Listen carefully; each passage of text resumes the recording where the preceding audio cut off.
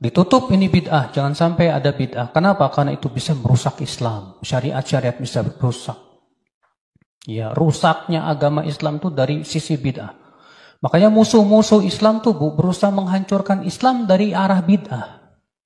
Kenapa Islam itu melarang bid'ah? Ya. Karena bid'ah itu ibu-ibu sekalian menjadikan Islam ini atau membuka pintu orang untuk semakin berbuat atau membuat-buat yang lain dengan klaim bahwa ini baik. Kalau dibuat bid'ah, berarti ini orang akan berbuat ini, bikin lagi yang baru, ini bikin yang baru, bikin lagi yang baru. Dengan klaim mengatakan apa? Ini baik, ini bagus. Ini baik, ini bagus. Setiap orang mengatakan ini baik, akhirnya jadi syariat. Wah, ini bisa rusak Islam. Karena ibu-ibu sekalian, semua orang yang membuat syariat pasti akan menganggap syariat buatannya baik nggak, Bu? Baik. Contoh aja Fir'aun. Ibu kenal Fir'aun? Pernah dengar tentang Fir'aun? Kisahnya masyhur. Apa kata Fir'aun? Allah menyebutkan dalam surat Al-Mu'min, surat Ghafir. Qala Fir'aunu ma urikum illa ma ara. Wa ma ahdikum illa sabila rasyad. Berkatalah Fir'aun, aku tidak memandang untuk kalian kecuali yang aku pandang baik. Tuh lihat. Dan aku tidak membimbing kalian kecuali kepada jalan kebenaran.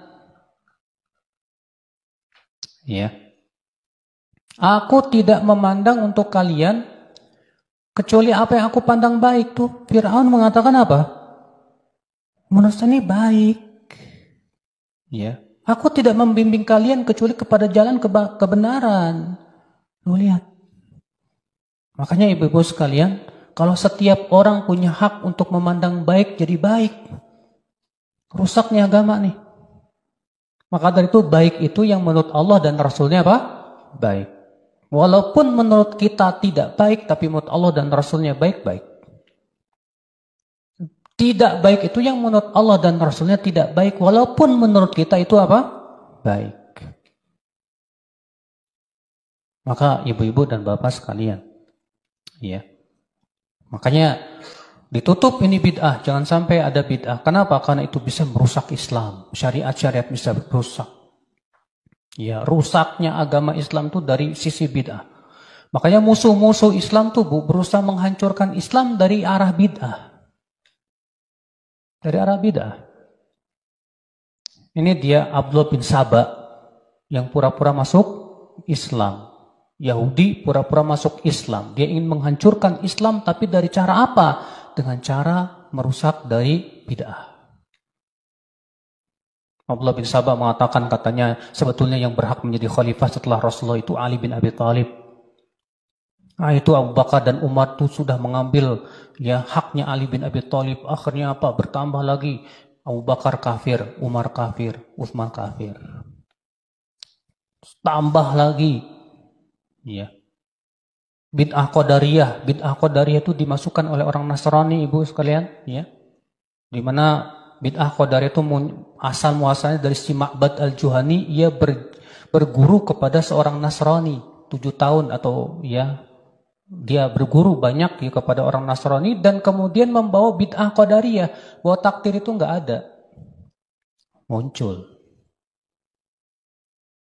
Bid'ah Sufiyah yang mengatakan apa, Bu? Bahwa wali itu kalau sudah sampai derajat hakikat dan apa namanya?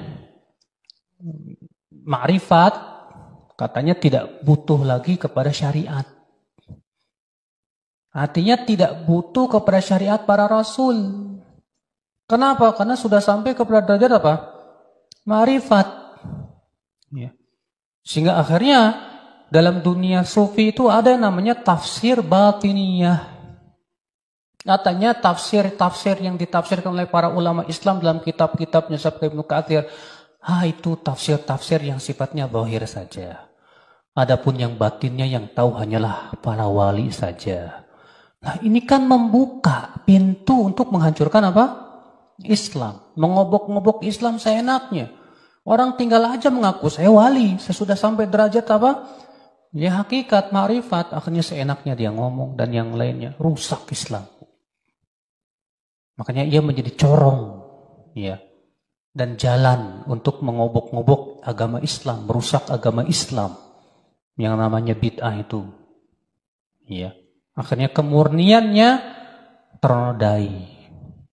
Bahkan hancur dan rusak karena adanya apa namanya bid'ah itu, Ibu. Nah, ini Ibu sekalian ya, di antara kenapa sih alasan Islam tuh melarang apa? Bid'ah.